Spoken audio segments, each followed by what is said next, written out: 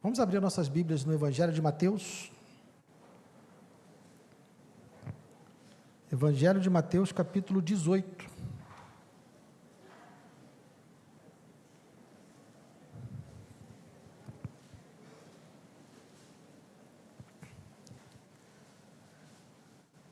Evangelho de Mateus, capítulo 18.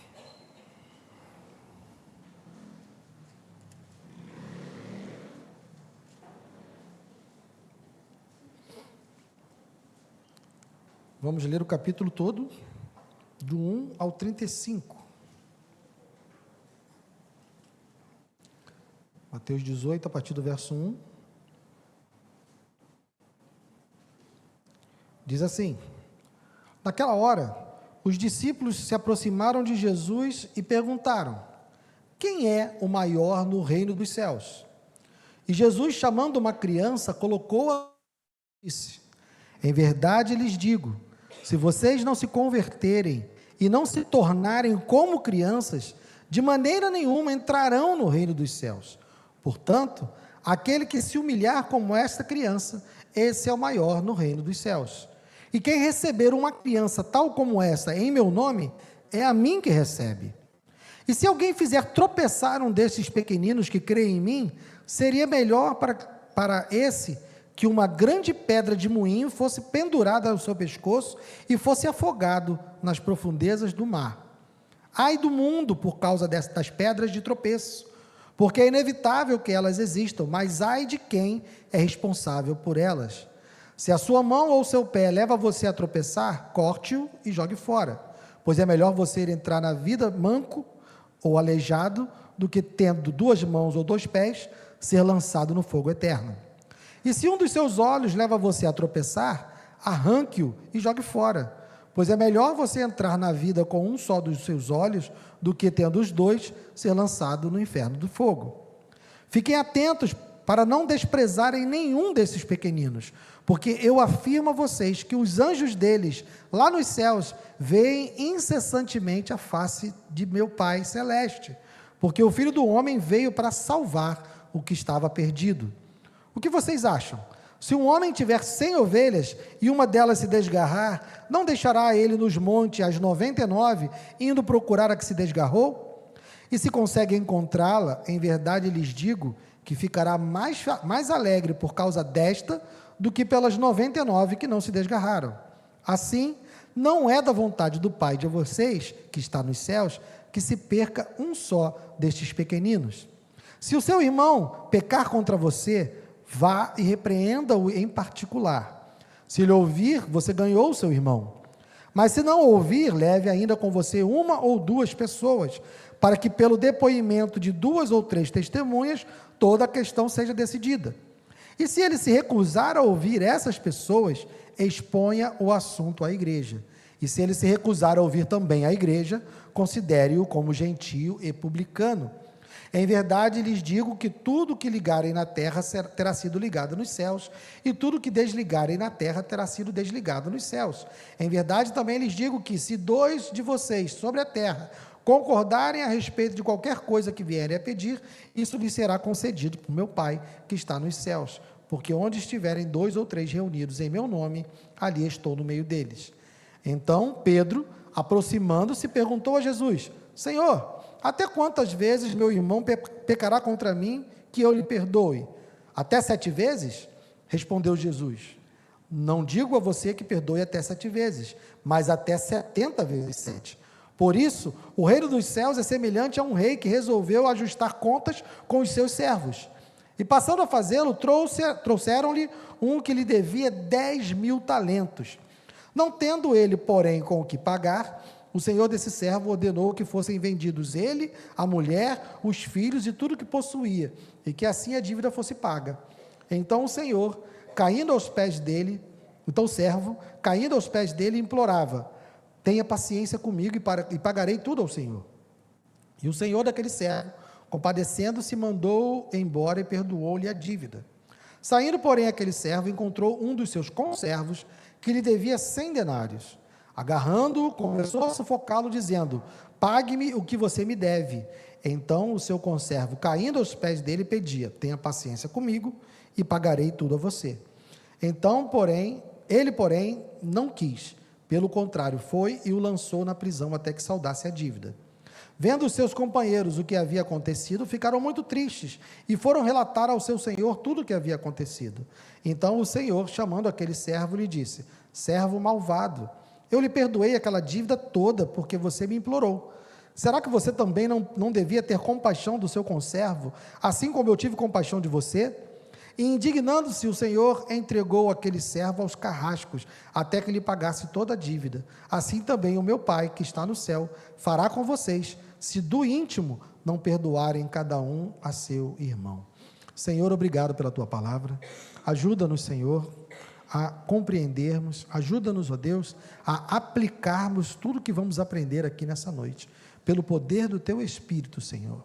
Não permita que seja algo vindo de mim, não permita que sejam pensamentos meus, mas que sejam palavras tuas, ensinamentos teus, vindos do teu trono, para transformar as nossas vidas e nos ajudar a sermos filhos melhores para ti e irmãos melhores uns para os outros. É que eu te peço e te agradeço, Senhor, em nome de Jesus. Amém e amém. Pode sentar, queridos.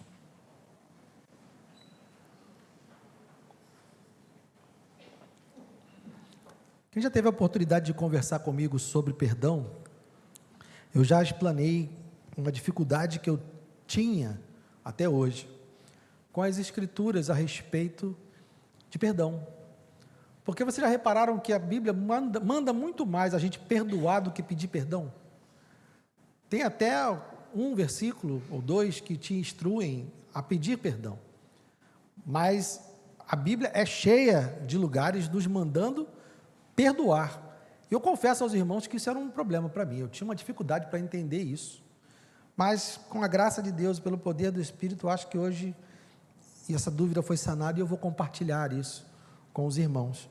Parece que Pedro também tinha alguma dúvida, né? No 21, Pedro pergunta, né? Senhor, até quantas vezes meu irmão pecará contra mim que eu lhe perdoe? Até 7 vezes? Então veja que é um assunto, o perdão é um assunto que traz dúvidas, que traz necessidade de ensinamento, e é sobre isso que nós vamos falar hoje. O capítulo 18, ele começa com Jesus falando a respeito de conversão. A pergunta dos discípulos, e não diz quais foram os discípulos que fizeram essa pergunta, mas a pergunta deles é: quem é o maior no reino dos céus? Jesus, para responder essa pergunta, ele fala de conversão. Ele pega uma criança, coloca essa criança como exemplo e diz: em verdade lhes digo, se vocês não se converterem e não se tornarem como crianças, de maneira nenhuma entrarão no reino dos céus. Ou seja, ele está falando com eles: olha, vocês estão preocupados em saber quem vai ser o maior no reino dos céus, mas vocês primeiro têm que se preocupar em entrar. Depois que entrar, vocês vão pensar nisso, mas vocês têm que pensar primeiro em entrar. Então Jesus está falando aqui de conversão, e depois ele diz no 4, portanto, aquele que se humilhar como essa criança, esse é o maior no reino dos céus, e quem recebe uma criança tal como essa em meu nome, a mim recebe. Então vejam que conversão, quando ele usa uma criança como exemplo, como referência para o que é conversão, ele está falando de dependência completa. Ele está dizendo que aqueles que vão entrar no reino dos céus são aqueles que reconhecem a sua total incapacidade, porque crianças não são capazes de viver a vida, eles dependem dos seus pais, dependem de alguém. Então, o coração de uma pessoa que se converte é o coração de uma pessoa que se reconhece dependente, que se reconhece incapaz e que precisa de socorro, que precisa de auxílio, que precisa de ajuda. Não é autossuficiente, não é alguém que se garante, é alguém que confia, é alguém que deposita a sua fé em outro, porque não tem capacidade de si mesmo de resolver as suas questões.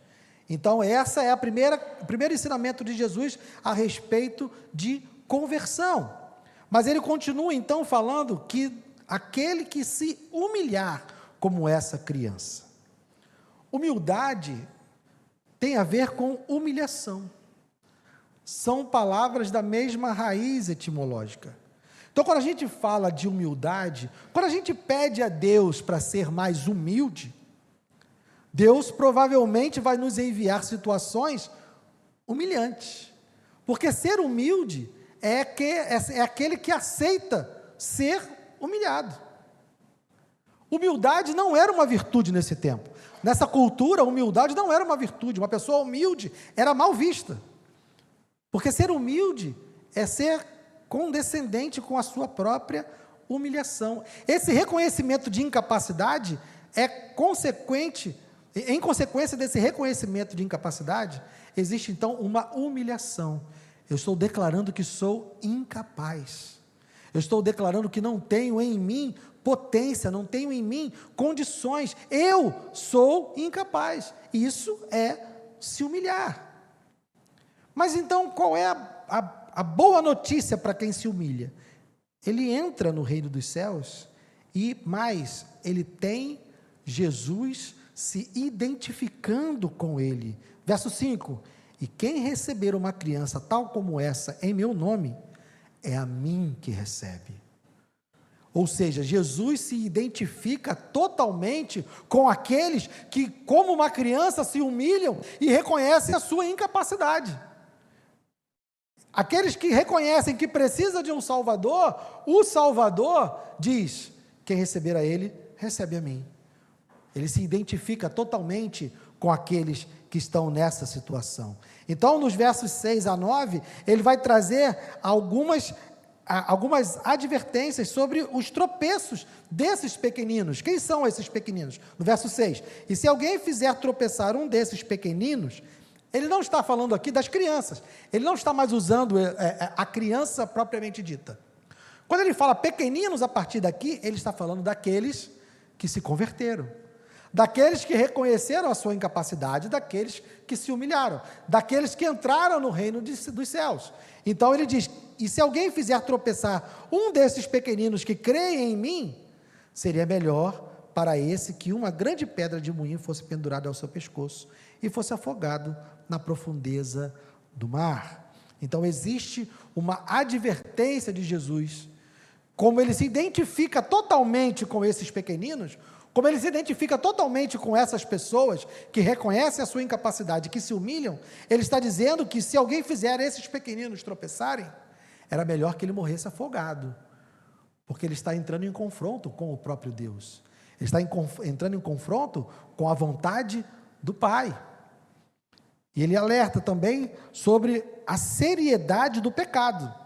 7 a 9, ai do mundo, por causa das pedras de tropeço, porque é inevitável que elas existam, mas ai de quem é responsável por elas. Se a sua mão ou seu pé leva você a tropeçar, corte-o e jogue fora, pois é melhor você entrar na vida manco ou aleijado do que tendo 2 mãos ou 2 pés e ser lançado no fogo eterno. O exemplo dos olhos é o mesmo, não vou ler para a gente economizar tempo.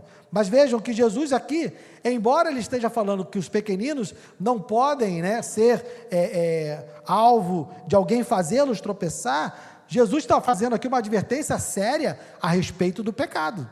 É óbvio que ele não está dizendo para você arrancar um olho, nem você cortar uma mão ou um pé. Ele está fazendo um exagero como figura de linguagem para demonstrar a gravidade do pecado, do quanto nós devemos estar dispostos a abrir mão de coisas para que não venhamos a pecar. E ele fala, ai do mundo, porque o mundo vai causar essas coisas. Mas o mundo causar tropeço aos pequeninos é algo esperado e o mundo vai ser julgado por conta disso. O mundo vai pagar a conta por ser tropeço para esses pequeninos. Quem não pode ser tropeço para esses pequeninos? Eu e você. Os nossos irmãos, nós não podemos ser. Então ele faz advertências a respeito da gravidade do pecado, mas do 10 ao 9, ele vai dizer que nós não devemos desprezar nenhum desses pequeninos. Isso tem a ver com o pecado dos pequeninos. Porque ele vai trazer a parábola então da ovelha desgarrada. Fiquem atentos para não desprezarem nenhum desses pequeninos. Porque eu afirmo a vocês que os anjos deles, e só um pausa aqui, tá, gente? Não existe anjo da guarda não, tá?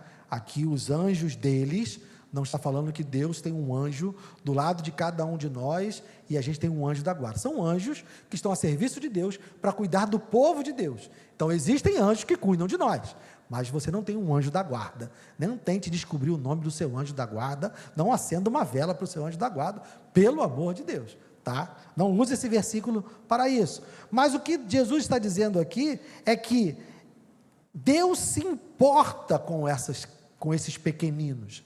Deus se importa com essas pessoas que reconheceram a sua incapacidade, que se humilharam e agora estão no reino dos céus, totalmente identificados com Jesus, mas ele está dizendo que Deus se importa. Então, se Deus se importa com esses pequeninos, nós não podemos desprezá-los, porque eles erram, porque eles pecam.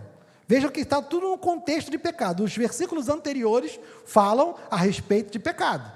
Os versículos seguintes, no verso 12, vai falar de uma ovelha que se desgarra. O que vocês acham? Se um homem tiver 100 ovelhas e uma delas se desgarrar, não deixará ele nos montes as 99 indo procurar a que se desgarrou? Vejam, no verso 11 ele diz, porque o Filho do Homem veio para salvar o que estava perdido. Então Deus se importa com esses pequeninos, mesmo em seus pecados. Porque Jesus está dizendo, eu vim para salvar os perdidos. Então essa ovelha que se desgarra, ela tem um valor a ponto de que o homem, na parábola que ele diz, o homem deixa as 99 lá, que não se desgarraram, que não se desviaram, e vai atrás dessa uma que se desgarrou. Tamanho é o valor que Deus dá a esses pequeninos. E ele vai ficar mais alegre por causa dessa que volta, do que das 99 que não se desgarraram. Então Deus está demonstrando aqui o quanto o Pai se importa. Verso 14, assim, não é da vontade do Pai de vocês que está nos céus, que se perca um só de quem? Desses pequeninos. Isso aqui é só uma introdução para a gente chegar no assunto que é o perdão. Então, dentro dessa ideia de que os pequeninos são aqueles que reconhecem a sua incapacidade, que se humilham e estão totalmente identificados com Cristo, dentro dessa ideia que o pecado é algo grave, mas é algo que vai estar presente na vida desses pequeninos, dentro dessa ideia de que nós não devemos desprezar nenhum desses pequeninos, apesar dos seus pecados, porque Jesus veio para salvar o perdido, e o Pai não quer que ninguém se perca, olhando então nessa perspectiva, olhando para aqueles que entraram no reino dos céus, mas pecaram, então agora Jesus vai começar a tratar de como lidar com os pecados dos pequeninos. De que maneira nós, que não podemos ser pedra de tropeço para nenhum dos pequeninos, de que maneira nós vamos lidar quando um desses pequeninos se pecam contra nós? E aí ele vai ensinar a partir do verso 15. Se seu irmão pecar contra você, vá e repreenda-o em particular. Se ele ouvir, você ganhou o seu irmão. Mas se não ouvir, leve ainda com você uma ou duas pessoas, para que, pelo depoimento de 2 ou 3 testemunhas, toda a questão seja decidida. Se ele se recusar a ouvir essas pessoas, exponha o assunto à igreja. E se ele se recusar a ouvir também a igreja, considere-o como gentio e publicano.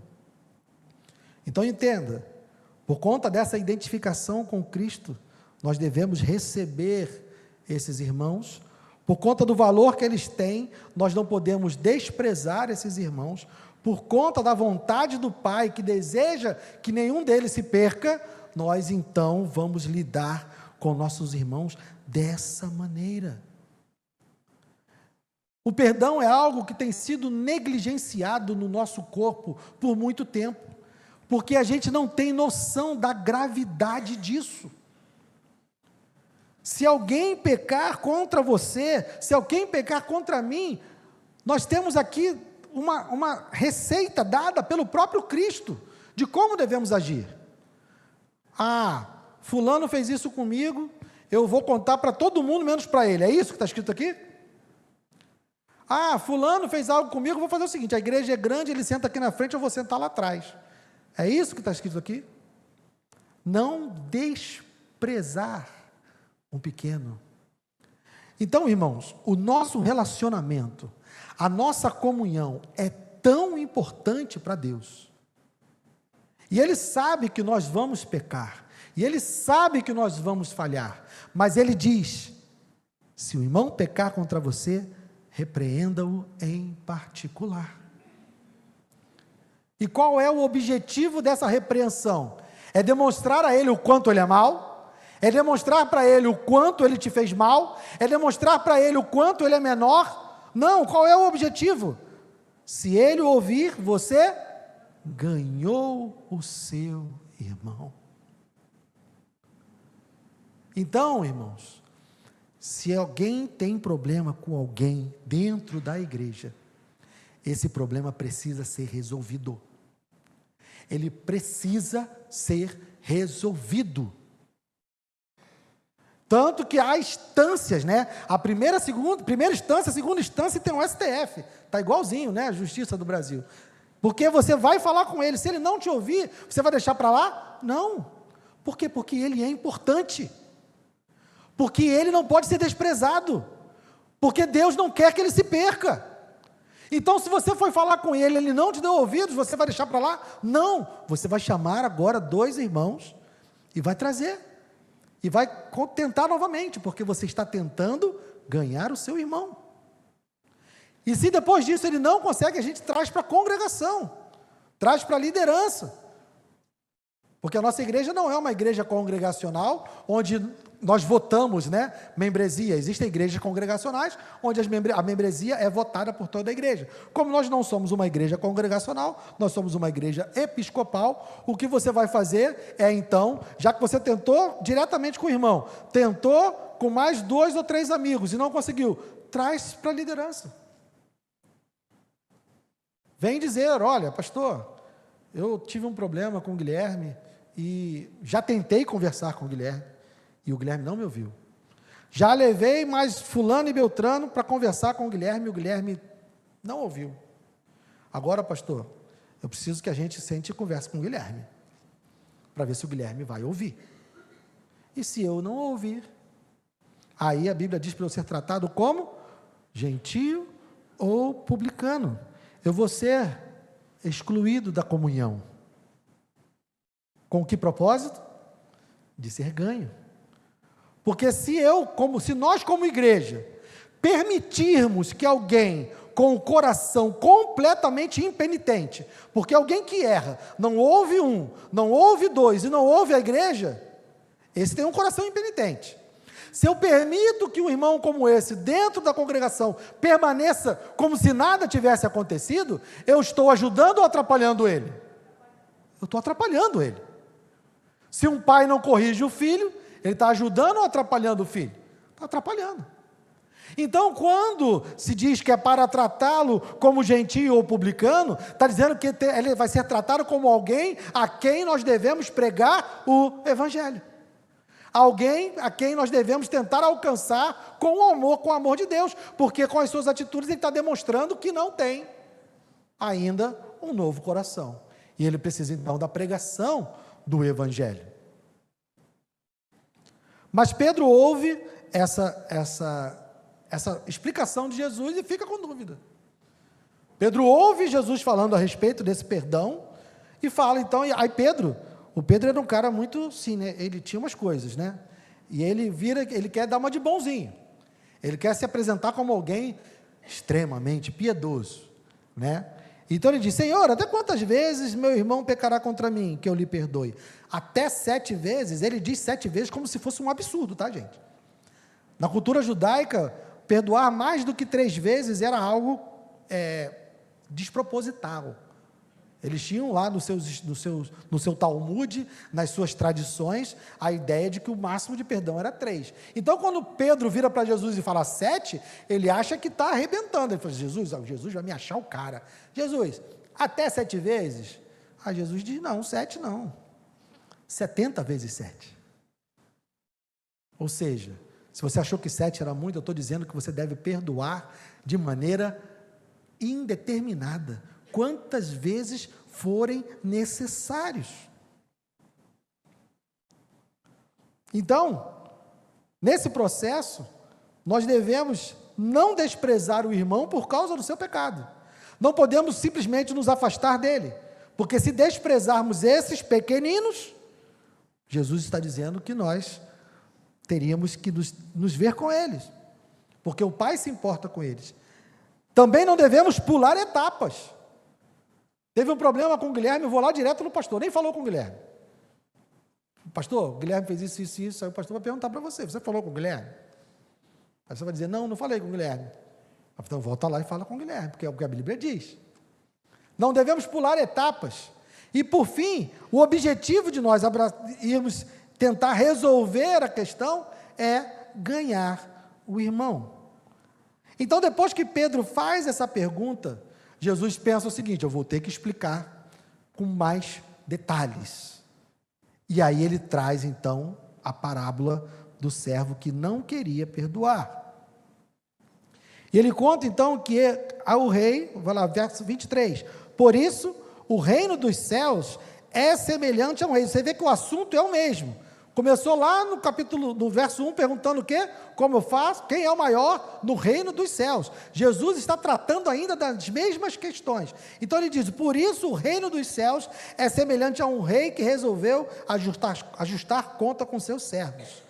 E passando a fazê-lo, trouxeram-lhe um que devia 10.000 talentos. Gente, 10.000 talentos, a gente lê, a gente não sabe quanto é. Você se lembra qual era a dívida do conservo dele? Qual era a dívida do conservo dele? 100 denários. Sabe quantos denários são 10.000 talentos? 10.000 talentos são 60 milhões de denários. É muito dinheiro, gente. Um denário era o valor de um dia de trabalho. Então, para que um trabalhador tivesse 10.000 talentos, ele tinha que trabalhar 60 milhões de dias. Acho que ninguém vive 60 milhões de dias. Eu sou bom de matemática não, tá, gente? Mas é muito dia. Então, a dívida desse servo era altíssima. Imagina se alguém te chama agora para pagar uma dívida de 60 milhões de reais. Eu não sei, a parábola não diz qual é a razão dessa dívida. Provavelmente estamos falando aqui de um rei que tinha seus servos que eram como se fossem governadores de províncias. E esses governadores de províncias faziam o recolhimento dos impostos e tinham que repassar esses impostos para o rei. Então, talvez essa fosse a origem da dívida, mas a grande questão é que não importa a origem da dívida. Qual é a questão de Jesus nessa parábola? É que a dívida era altíssima, e não apenas altíssima, era uma dívida impagável. Ele não teria condições, porque mesmo que se vendessem ele, a mulher, os filhos e tudo que ele tinha, ainda não seria suficiente para pagar os 60 milhões. E é isso então que ele manda. O rei diz, não tendo ele como pagar, verso 25, o senhor desse servo ordenou que fossem vendidos ele, a mulher, os filhos e tudo que possuía, e que assim a dívida fosse paga. Então o servo, caindo aos pés dele, implorava, tenha paciência comigo e pagarei tudo ao senhor. Mas o que o Senhor fez com o servo? E o Senhor daquele servo, compadecendo-se, mandou-o embora e perdoou-lhe a dívida. Percebam que Jesus está fazendo uma parábola a respeito do reino dos céus. E é claro, é óbvio daquilo que Jesus está dizendo. O reino dos céus é um lugar onde pessoas como esse homem foram admitidas, tendo as suas dívidas perdoadas. Eu e você, quando estamos em Cristo, temos dívidas perdoadas que são impagáveis. Não teríamos como pagar. Se nós morrêssemos, morreríamos em dívida. O salário do pecado é a morte, nós teríamos morte eterna e passaríamos a eternidade pagando, porque não temos condições de pagar. Mas o que Deus faz por nós? Deus perdoa essa dívida que é completamente impagável. Nos dá um perdão inexplicável. Você imagina algum devedor, se sai na televisão hoje, um homem que devia 60 milhões de reais aos cofres públicos, e ele tivesse a sua dívida perdoada, isso saísse no Jornal Nacional, como é que você ia se sentir? Péssimo, né? Porque você ia falar, meu Deus, é um absurdo um homem dever 60 milhões de reais e a dívida dele ser simplesmente perdoada. Mas foi isso que Deus fez com a gente. Eu e você éramos inimigos de Deus, tínhamos dívidas diante de Deus completamente impagáveis. A justiça, se nós falarmos de justiça diante de Deus, eu e você deveríamos ser mortos, lançados no lago de fogo e enxofre e na morte eterna. Essa é a justiça de Deus. Mas da maneira como esse rei tratou o seu servo, Deus tratou também a nós. E por meio do seu filho, que pagou toda a dívida por nós. No caso aqui do servo, não há ninguém pagando a dívida dele. No nosso caso, a nossa dívida não foi simplesmente perdoada, porque Deus não pode ser injusto. Então, para perdoar os nossos pecados, Ele pune os nossos pecados no Filho. Jesus leva sobre si, nós ouvimos hoje pela manhã, na pregação do pastor, em Isaías 53, que Ele levou sobre si o castigo das nossas iniquidades. Então, a nossa dívida foi perdoada por conta do sacrifício de Cristo. O rei perdoou a nossa dívida completamente impagável. Mas então ele continua com a parábola, porque nós estamos falando aqui de perdoar o irmão. Nós estamos falando aqui de quantas vezes se deve perdoar o irmão. É esse o assunto. Ele está trazendo a ideia do reino dos céus, mas a conclusão que Jesus quer dar vem depois, verso 28. Saindo, porém, aquele servo, encontrou um dos seus conservos que lhe devia 100 denários. Eu não sei nem quantas vezes isso é menos que 60 milhões. Mas é muito menos. Agarrando-o, começou a sufocá-lo, dizendo, pague-me o que você me deve. Então o seu conservo, caindo aos pés dele, pedia, com as mesmas palavras, né? Tenha paciência comigo e pagarei tudo a você. Ele, porém, não quis. Pelo contrário, foi e o lançou na prisão, até que saldasse a dívida. Vendo seus companheiros o que havia acontecido, ficaram muito tristes e foram relatar ao seu senhor tudo o que havia acontecido. Então o senhor, chamando aquele servo, lhe disse, servo malvado, eu lhe perdoei aquela dívida toda, porque você me implorou. Será que você também não devia ter compaixão do seu conservo, assim como eu tive compaixão de você? Percebam a gravidade do que Jesus está propondo aqui. Diante desse perdão que eu e você tivemos, diante de um Deus completamente justo, porque a nossa dívida com Deus é uma dívida impagável, por quê? Porque Deus é completamente justo. Para nós estarmos de pé diante de Deus, nós temos que ter uma vida completamente perfeita. Qualquer pecado se torna impagável. Vou dar um exemplo.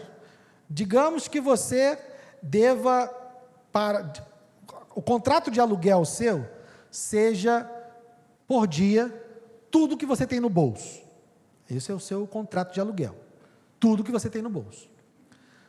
Se um dia você deixa de dar tudo que você tem no bolso, no dia seguinte, você tem que dar tudo que você tem no bolso. Se a sua dívida daquele dia é tudo que você tem no bolso, você não vai ter como pagar o dia anterior, nunca. Porque nunca vai estar sobrando dinheiro para pagar a sua dívida anterior, porque a sua dívida é o quê? Tudo que você tem no bolso. Então, se você deixa de pagar um único dia, você já está devendo para sempre. Então, a nossa dívida diante de Deus é uma dívida de perfeição. Nós, para estarmos de pé diante de Deus, por nós mesmos, pela nossa própria conta, nós deveríamos estar de pé diante de Deus em perfeição. Se eu cometo um pecadinho hoje, e vamos supor que nós cometêssemos apenas um pecadinho em um dia da nossa vida. Mas se eu devo a Deus perfeição, não importa quantos dias eu seja perfeito depois desse pecadinho, eu vou continuar devendo aquele pecadinho. A grande questão é que nós não temos apenas um pecadinho. Nós temos vários, e vários, e vários, e vários pecados todos os dias. A nossa dívida é impagável. Então nós recebemos o perdão de uma dívida impagável. Mas Jesus, então, ele coloca como nós devemos tratar, e ele está falando de perdão com os irmãos. A nossa dívida diante de um Deus perfeito, ela é impagável porque exige de nós perfeição. Eu sou perfeito? Longe disso. Você é perfeito? Também não. Então, quando nós falhamos uns com os outros, é um pecado muito menor. Porque é esperado, como Jesus fala aqui dos pequeninos, dos tropeços, ele faz as advertências do pecado, mas ele fala da ovelha perdida, que o pecado vai existir entre nós, e que ele não quer que nenhum de nós se percam, e que ele está disposto a perdoar e pagar o preço dos pecados de cada um desses pequeninos. Se a ideia é essa, quando eu, que não sou nem um pouco parecido com Deus, se eu, que não tenho nenhuma virtude comparada com Deus, olho para alguém que tem uma dívida diante de mim, e não me compadeço, tem algo muito errado comigo. Se eu fui alvo de um perdão desse tamanho, onde Deus perdoa os meus pecados, e eu, ao entrar na comunidade, ao me tornar um desses pequeninos, ao começar a conviver com um desses pequeninos, não sou capaz de perdoar as dívidas, tem algo muito errado comigo. Está precisando de ajuda, Simone? Pegar água? Então, meus irmãos, o que Jesus está falando é da gravidade disso. E é tão grave, verso 34, indignando-se, o Senhor entregou aquele servo aos carrascos, até que lhe pagasse toda a dívida. Assim também, o meu Pai que está nos céus, fará com vocês, se do íntimo não perdoarem cada um a seu irmão. Então lembre-se do contexto de chamar o seu irmão, tentar ganhar o irmão, chamar 2 testemunhas para ganhar o irmão, apresentar ele para a igreja, depois colocar ele como gentio, como publicano, se ele não aceitar a sua ideia, mas tudo isso é para que você possa recuperar, porque Jesus disse que o Filho do Homem veio salvar o que estava perdido, e que ele se alegra muito mais com a ovelha que volta, do que com as 99 que não se afastaram.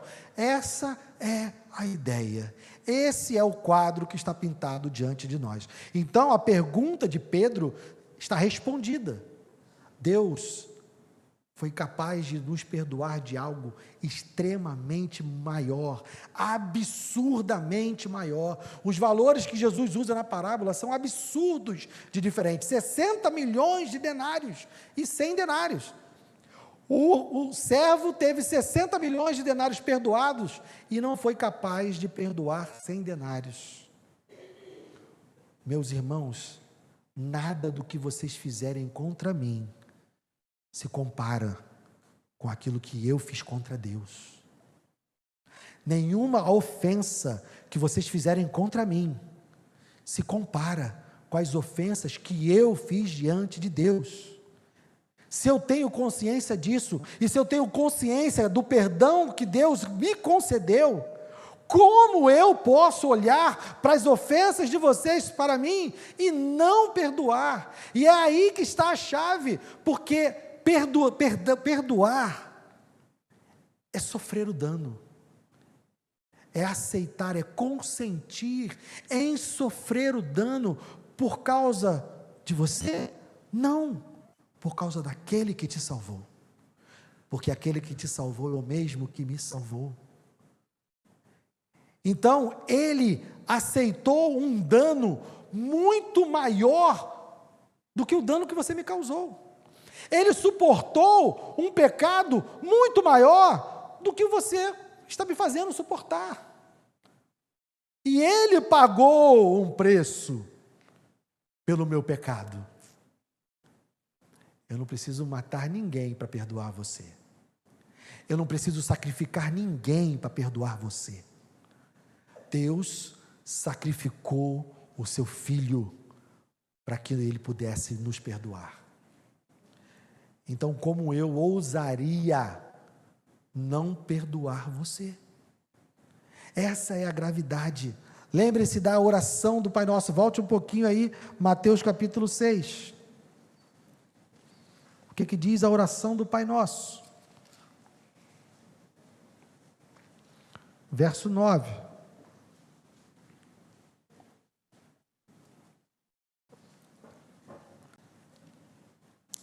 Mateus 6, a partir do 9. Portanto, orem assim: Pai nosso que estás nos céus, santificado seja o teu nome. Venha o teu reino, seja feita a tua vontade, assim na terra como no céu. O pão nosso de cada dia nos dá hoje e perdoa-nos as nossas dívidas. De que maneira?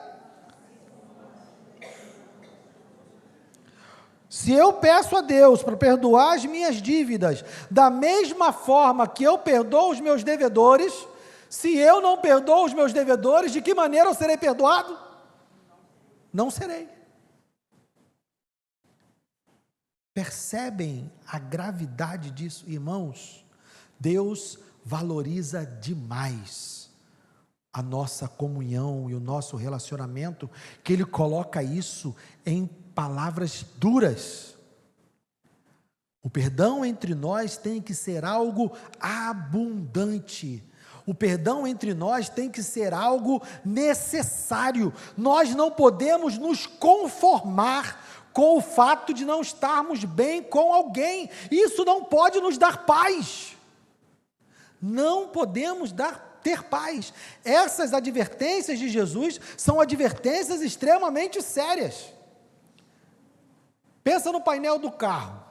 Existem luzes no painel do carro que você pode ignorar. Acendeu uma luzinha, tem umas luzes acesas lá no meu painel que eu estou ignorando.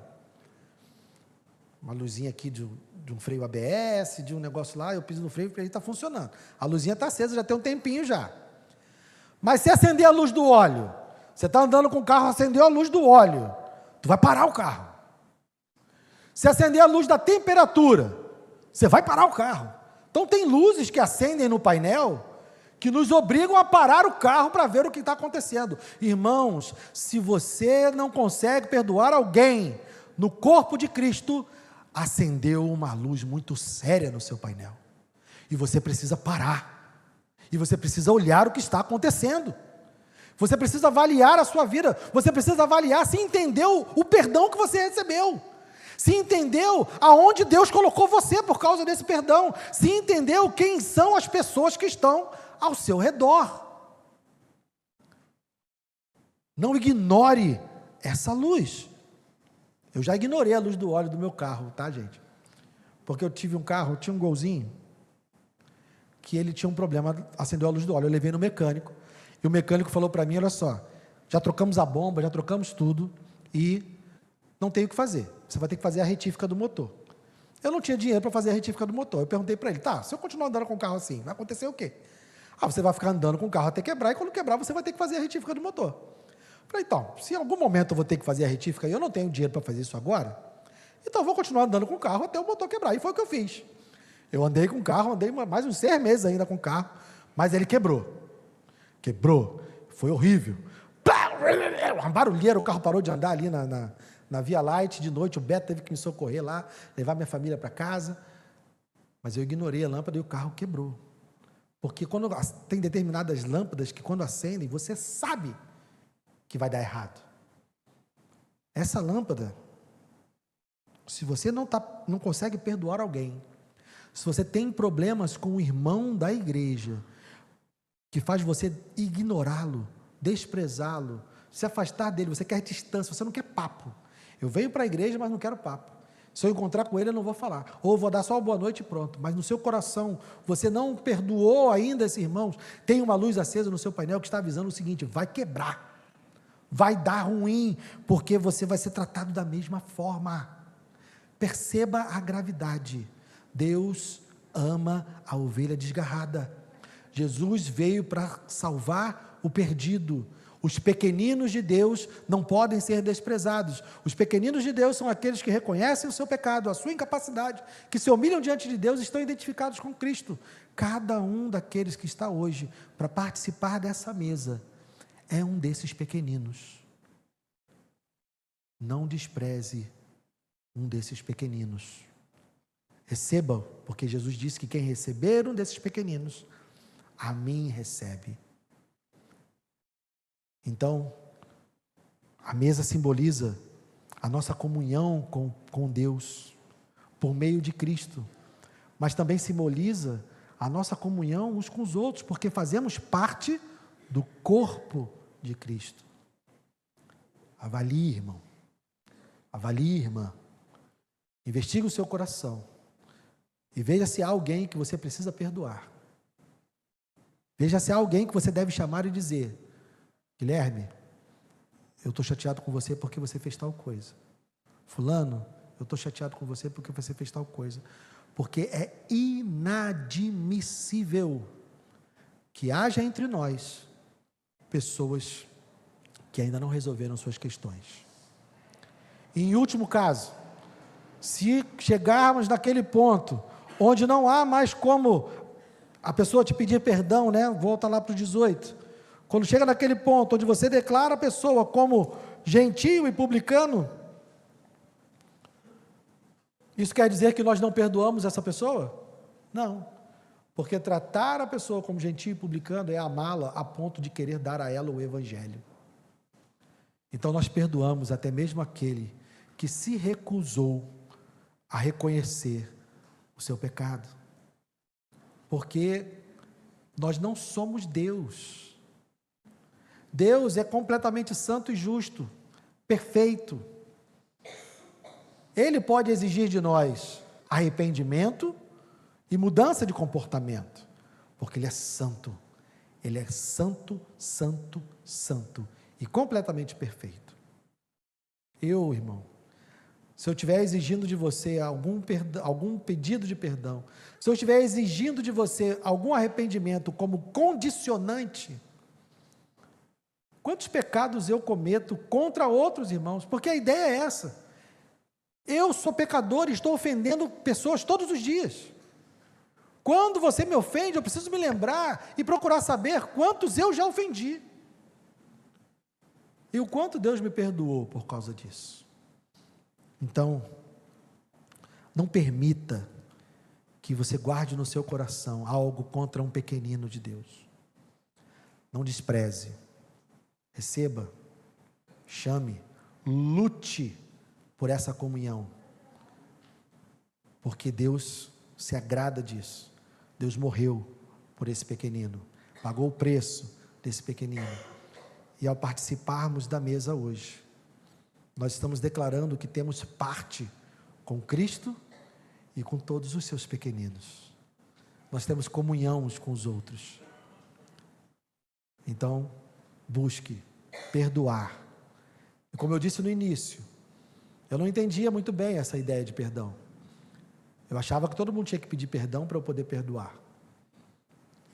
Mas Deus nos ensina, nessa palavra de hoje, que perdoar é aceitar o dano. É suportar o prejuízo, sendo que eu e você não temos que pagar nada por isso. Deus pagou para assumir o dano e as ofensas. Eu e você não. Amém? Vamos orar. Senhor, obrigado por esse perdão maravilhoso, Deus. Nós confessamos aqui, ó Deus, a nossa incapacidade. Somos como crianças, Senhor. Não temos poder em nós, não temos capacidade em nós para pagarmos as nossas dívidas. Somos como esse homem que devia 60 milhões de denários. Nós não temos como pagar. Nem se o Senhor nos vendesse, nem se o Senhor vendesse a nossa casa, a nossa família, todos os nossos bens, nada disso seria suficiente para pagar a dívida que temos diante do Senhor. Mas o Senhor pagou essa dívida com o preço do seu Filho. O sangue que Ele derramou pagou a minha dívida diante de Ti. Então, Senhor, eu não quero negar o perdão da dívida de nenhum dos meus irmãos. Senhor, eu quero perdoar. E eu peço ao Senhor que o Teu Espírito esteja sobre cada um de nós, para que nós possamos entender a gravidade de não perdoarmos. Senhor, que a Tua palavra mude o nosso coração, mude o que precisa ser mudado, para que possamos olhar para o nosso irmão e perdoá-lo.